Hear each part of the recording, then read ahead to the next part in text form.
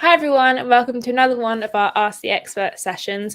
We've been talking to loads of career experts who are working in the industry. Tell us a little about how their job roles go, how they got into their jobs, and what kind of thing you need to know if you want to go into these careers. And today we're focusing on games design, and we are joined by an expert in the field, Jacob. How are you doing, Jacob?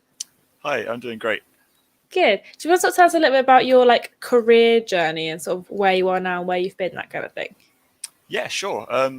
I've been working and studying kind of in the field of games and then kind of the related fields. At the moment, I'm doing lots of like immersive reality VR stuff for about 10, 13 years now, I think. I think I started in college studying games in about 2008. And before that, it's playing games all the time. It's the right career path for someone who plays too many games.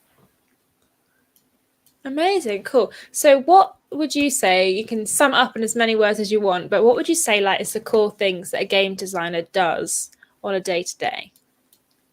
I think you'd be surprised because I've worked in quite a wide range of teams, some really, really small and some really quite large. And you'll find that a game designer, whilst the primary purpose is, designing games, in these kind of small teams, you end up doing a lot of different job roles. I've worked doing a bit of programming, I've worked doing some 3D modeling, I've worked doing some story writing. You end up hitting loads and loads of different creative areas when you're in kind of these small teams. And then moving into the bigger teams, focusing on, design. And I like to think of it as not just making games, but making games that are fun. It's kind of finding that nice bridge point between exciting ideas and what people actually want to play. Amazing. And in these big teams, does everyone have sort of an individual thing they're working on, like say it's a level or a character? Is there an individual thing people are working on, or is it big teams working on the same thing? When you get into these massive studios, I've talked to, in my capacity as a lecturer working at various universities, I've talked to lots and lots of games developers who've worked in kind of these massive studios, working on things like Assassin's Creed or Call of Duty, Grand Theft Auto, some of these really, really big scale games where thousands of people are working on them. And you'll find people working on really, really focused, tiny job roles. There might be people just working on character animations, and you'll find people just working on a specific story thread in a specific area of the game.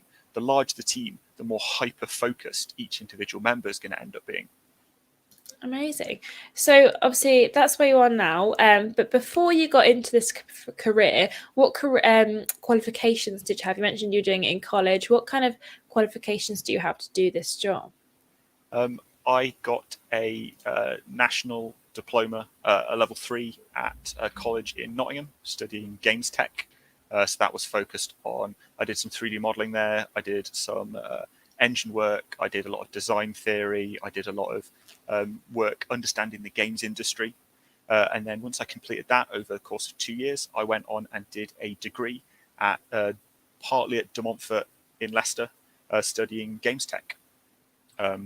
Again, covering loads and loads of different areas, doing modules on VFX and special effects and photography, and understanding kind of the principles behind making interesting games, and then all of the art assets that you need to build a really cool game.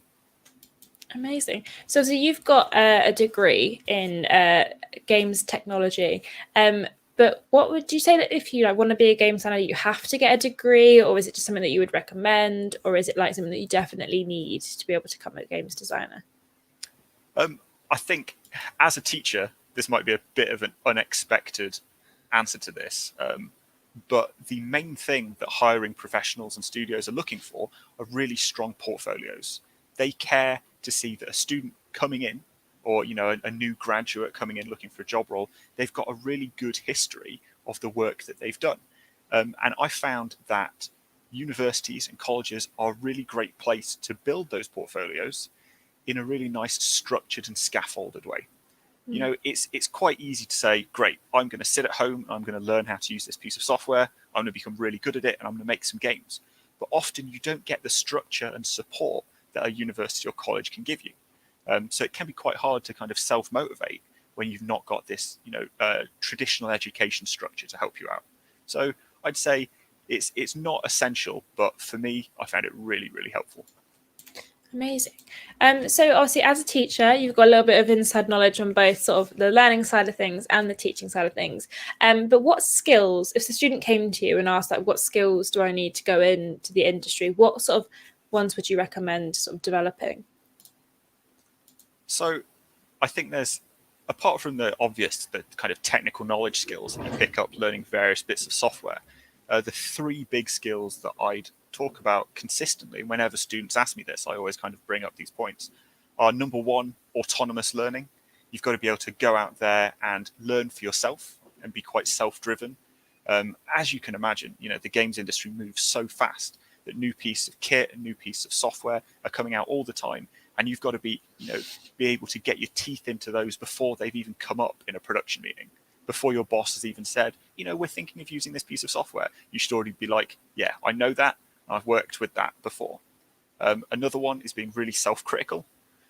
Obviously, if you go on any games social media, or you go on any review website, people get really passionate about games. So being able to catch any problems before the game ships out to the general public and fix them and understand where you can make your work better, that's super, super important.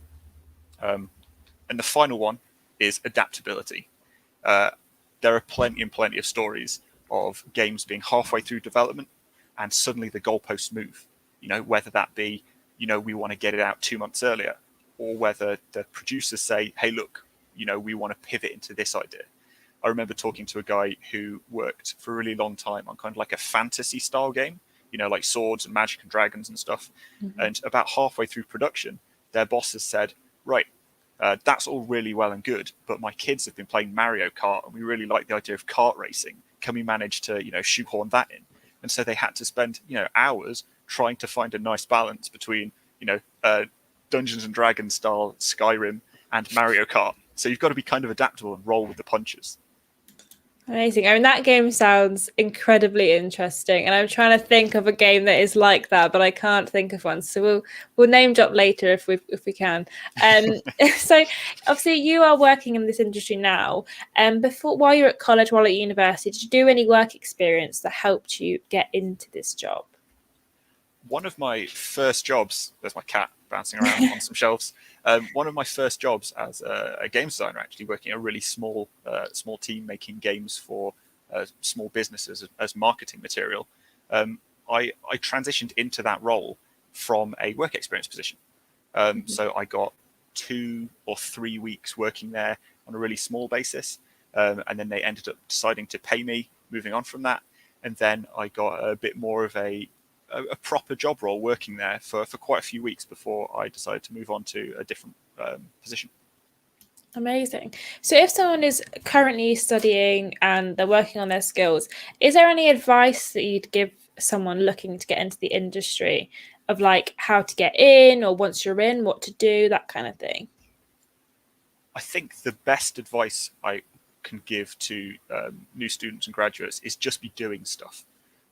Whether that be working out on mod teams, working out doing things like game jams, which are an incredible opportunity, things like the Unreal Game Jam or the Global Game Jam, and just learning new pieces of software. There's so many great resources all over the place, loads of YouTube videos, and then of course like Udemy and all these paid for resources, which it's a bit more money, but they tend to be quite comprehensive.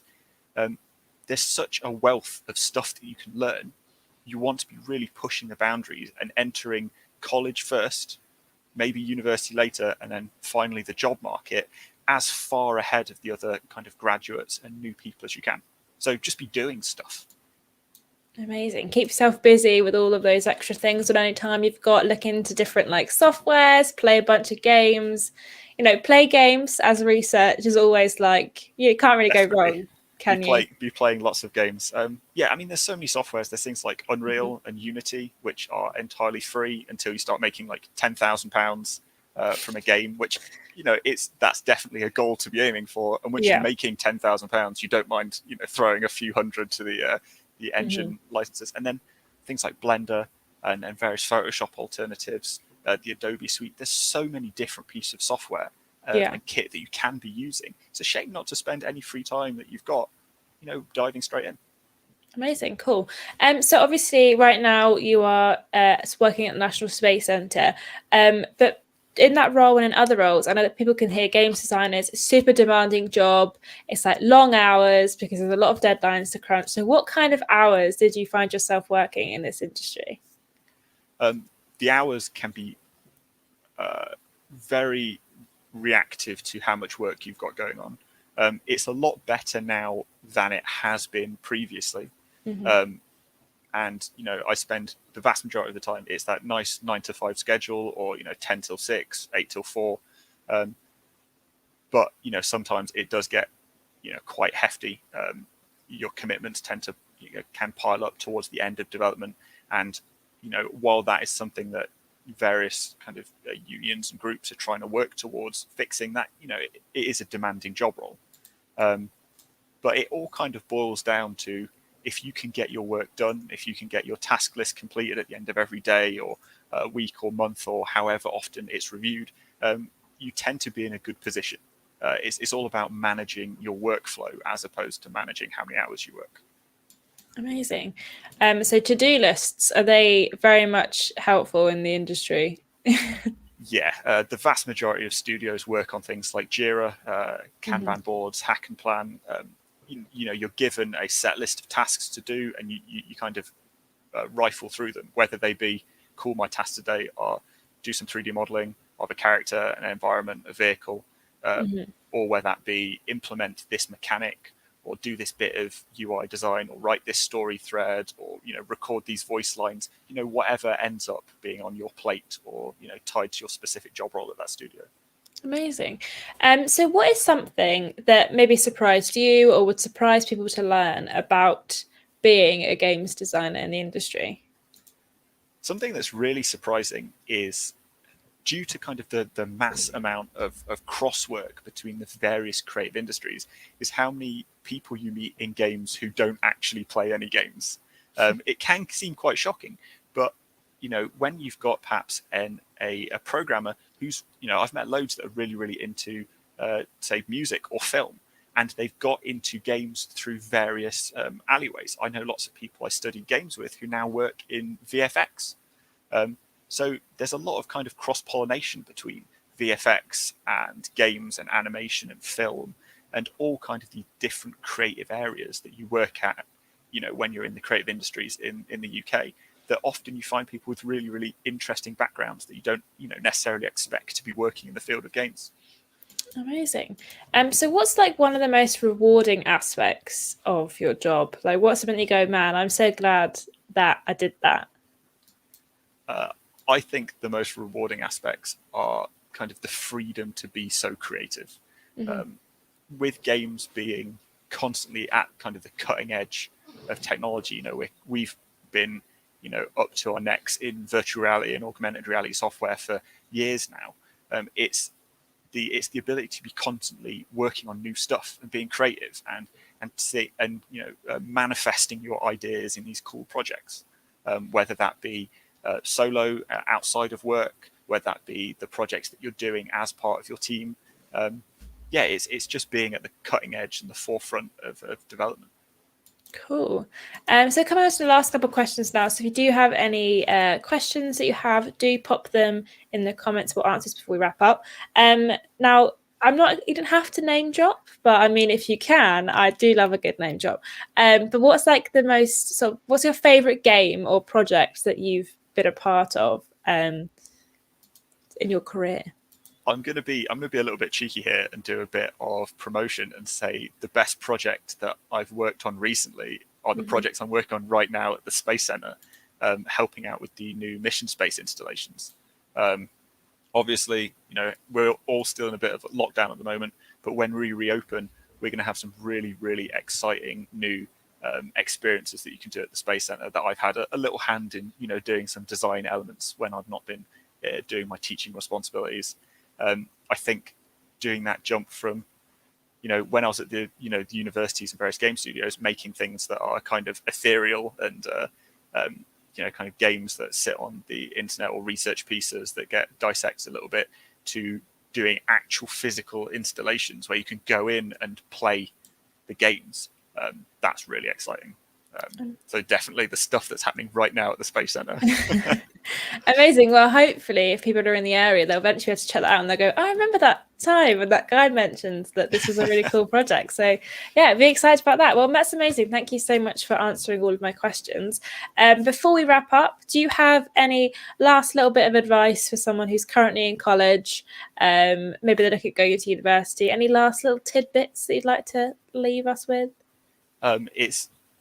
It's got to be networking. It's got to be taking part in things like the game jams that I mentioned earlier. If you don't know what a game jam is, it's where you kind of sit down for, some of them are a week, some of them are, 12 hours, and some of the really cool ones are like 24 hours, like a lock-in, and you develop from like 9 in the morning till 9 the next morning, and you just make something based on a prompt. I've done some really fun ones with, a lot of them tend to be kind of charity focused. I did a really cool one a couple of years ago for the LGBT Society, making games, making exciting projects, and you get to meet loads of new people, and you get to kind of do creative development that's unshackled by anything, because it's only a week or only a day. Yeah. If things go wrong, it's not the end of the world, and you can kind of just be creative and just be exciting and just meet new people and do cool projects. So game jams, that's what you want to be doing. Amazing, cool. Well, thank you so much for joining me, Jacob. Did you want to plug your course while we're here, just to give a little bit of information about the course that we are offering at Leicester College this coming September? Yeah, so the National Space Centre and Leicester College are partnering to offer a BTEC Level 3 National Diploma in Immersive Design and Development. It's primarily taught, it's taught, really a nice 50-50 split between the college and the National Space Centre. So you get that traditional college experience, and you get to come to the Space Centre and mess around with cutting edge technology. The main focuses are immersive design. So you're going to be looking at virtual reality, augmented reality, and then, one of the big things we've got at the Space Centre is the massive planetarium dome. So learning how to make dome shows, and learning kind of green screening and filming and animation, and how to create like a really cool range of the installations that we actually use at the Space Centre. Fantastic. So you can find more information about that in the link that I've just posted in the comments, or on our website. Again, you can look at our game design course as well on our website. And if you've got any more questions, you can ask our independent careers team if you go on our website. I'll post a link in the comments in a second. And they'll give you lots of advice, help you out with CVs and all that kind of thing. So do check that out as well. But thank you so much for joining me, Jacob. And thank you guys for watching along at home. I hope this has been really informative and really helpful. I know that it's always one of those really interesting things of like, what do they actually do? How do these games even happen? I have no idea. So I always like to hear a bit more about the inside workings of things that we love. So thank you guys for joining us, and hopefully we'll see you very